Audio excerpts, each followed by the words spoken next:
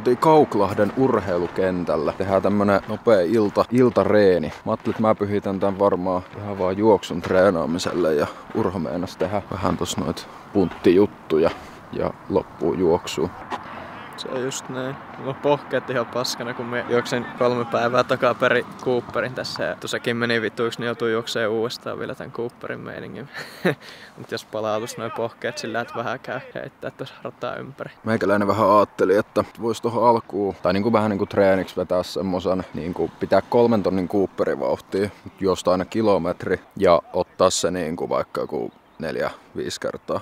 Vähän kattoo miltä tuntuu. Mut sillä, että juoksis aina kilsan 3 tonnin Cooperin vauhtia ja tunnustelee sitä vauhtia just ja sit pikku tauko ja sit uudestaan semmonen reeni. Se on kiva. En oo radalla juossut pitkään aikaa silleen niinku ainakaan käynyt mitään treenejä tekee, niin tää on kiva, vähän erilainen ympäristö kuin yleensä. Täällä voisi alkaa käymään useamminkin. Sitten on kyllä pitkä aika kun on tehnyt, niin en tiedä menneekö.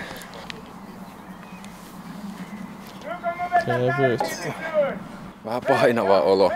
Meillä on tullut pahaksi tavaksi nyt tässä kimppa-asumisen yhteydessä. Alettu syömään niin paljon skeidaa, ettei ole ihan hetkeä tullut syötyä samalla tapaa. Niin vähän semmonen raskas olo 247, semmonen pikku nestepöhötys päällä. Mitä juoksuja sä otat? Mä kerron kameralla.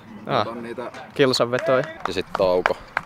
On sit. Eli me saa hyvin treenattua sitä 3 tonnin Cooperia, mutta me en juokse kokonaan, ettei me ihan niinku paskaksi. Otan sen kilsan, sit tauko, sitten uudestaan. Me saan treenattua hyvin sitä. Se on just näin.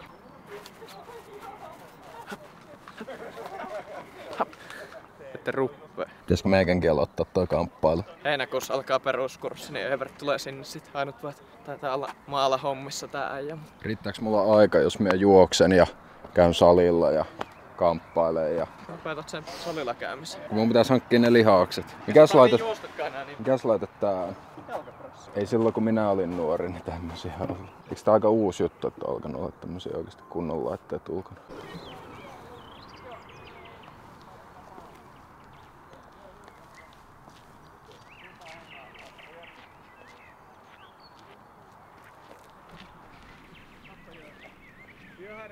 Se mulla on silmää tähän kuvaamiseen.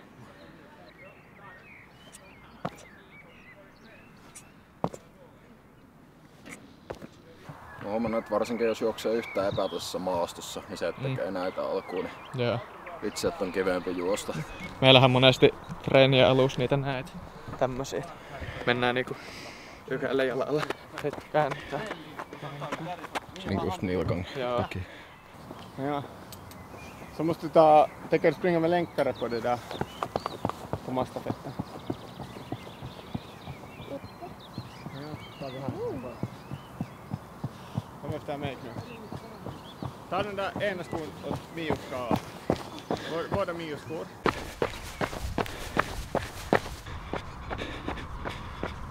Minä oikeesti voi mennä kovempaa näillä pohkeilla. Nää on niinku ihan törkykipeät. Täällä jossain se vitun merkki, joka sai mut luulemaan, että tää kenttä on 400. Tää on kyllä tosi jees mesta. Ja kun on tässä tosi lähellä meidän kämppää. Tässä pitää nyt kun on hyviä kelejä, niin kyllä tulla juokseen, ottaa sprinttejä, tekee noita ulkopuntteja. Se on helppo aina lähteä vaan kotoa suoraan juokseen, mutta vähän vaihtelua kun tulee välillä tänne, niin se on ihan kiva. Pokkari. Mikä lelu sulla siellä on? On tämmönen Sonyn järjestelmäkamera, joka on erittäin hyvä tällaiseen V-Logi-touhuun. Tämmönen kuin ZV-10 Mark II.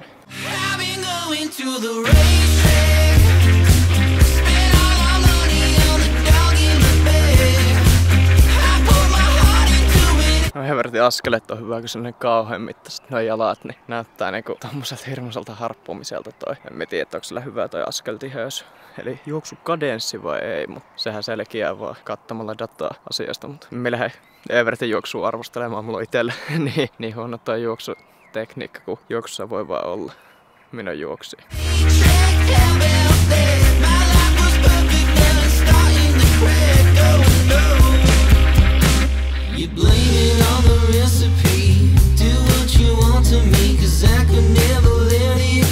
Siinä oli ensimmäinen On se raskasta. Ei ole vielä niinku ihan täydessä iskussa, kun ollut tosiaan nyt taukoa ja kipeänä ja kaikkea, niin on se raskasta.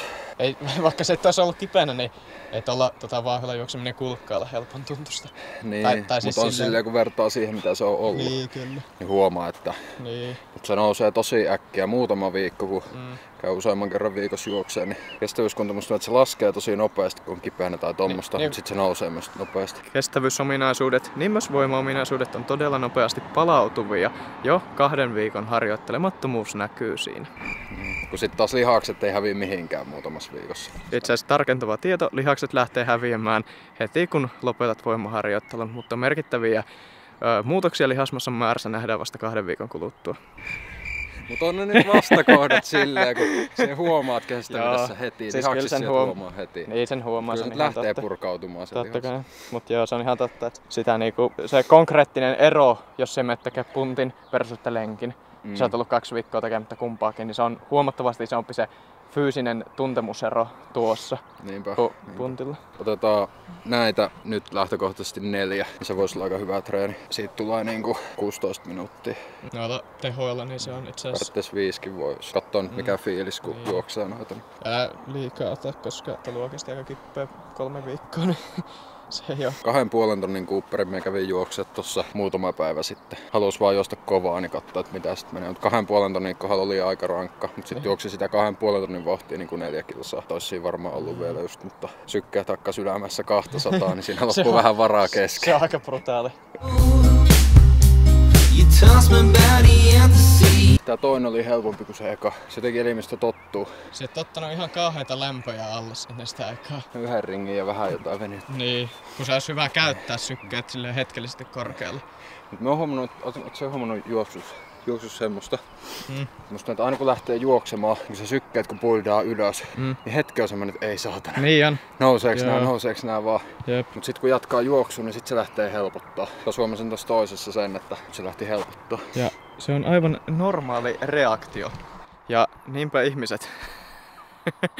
Vittu näitä mun kornereita. Kun teette jotain korkeatehoista harjoittelua niin, että sykkeet käy maksimisykealueella, niin käyttäkää sykkeet vähintään kertaalleen silleen vähän korkeammalla ennen sitä ja antakaa laskea, niin se ei tule niin shokkina teidän hengitys- ja verenkiertoelimistölle se rasite, että jos saatte enemmän tehoja siitä treenistä ja ette loukkaannut niin helposti ja kaikilla on kivaa. Vaan lähdette juokseen ja pidätte 10 minuuttia sen maksimisykkeen, niin kyllä se kroppa tottuu siihen. Menkää 10 minuuttia sillä PK-alueella, sen jälkeen piikatkaa kerran sykkeet, antakaa laskea ja sitten aloitte sen korkeatehoisen. Kiitos, olen puhunut. Tiedätkö, kun mä kävin silloin juoksessa sen 2,5 tonnin Cooperi, siinä mä en ollut jossut yhtään. Mä tulin takaisin, mun kävi särkeä korviin.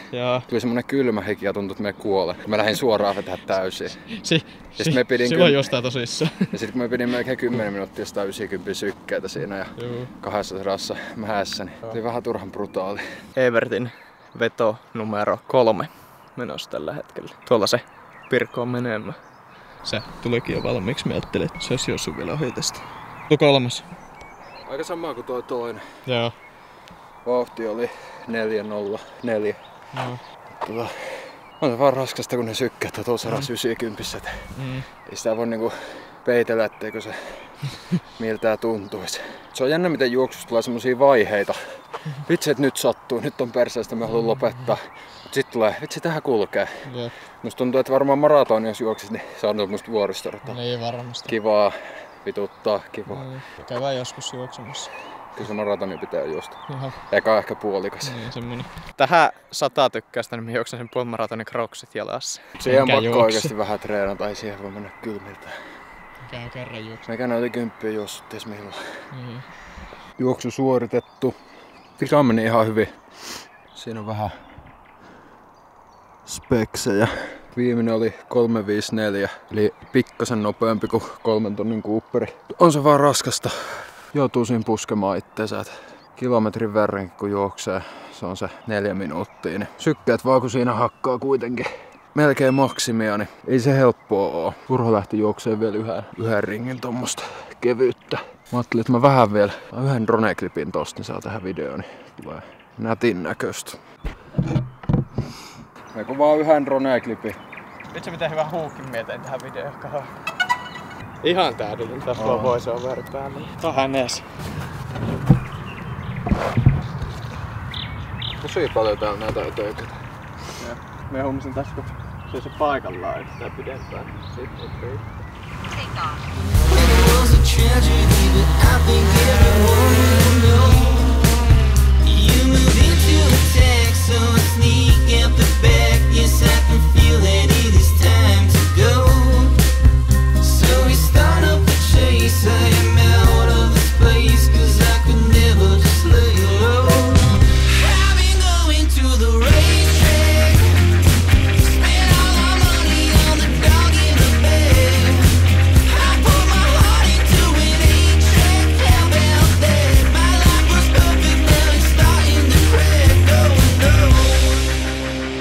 Siinä on pojat rivissä. Jos sä tarvit uuden auton, tai sä haluat myydä sen auton, niin käy tsekkaamassa tämmönen verkko-osoite.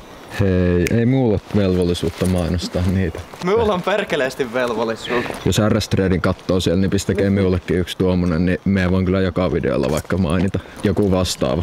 Voi olla kalliimpikin, en pistä pahitteeksi. Semmonen oli meidän illan treeni. Kiitos kun katsoit tän videon ja palataan ensi videossa.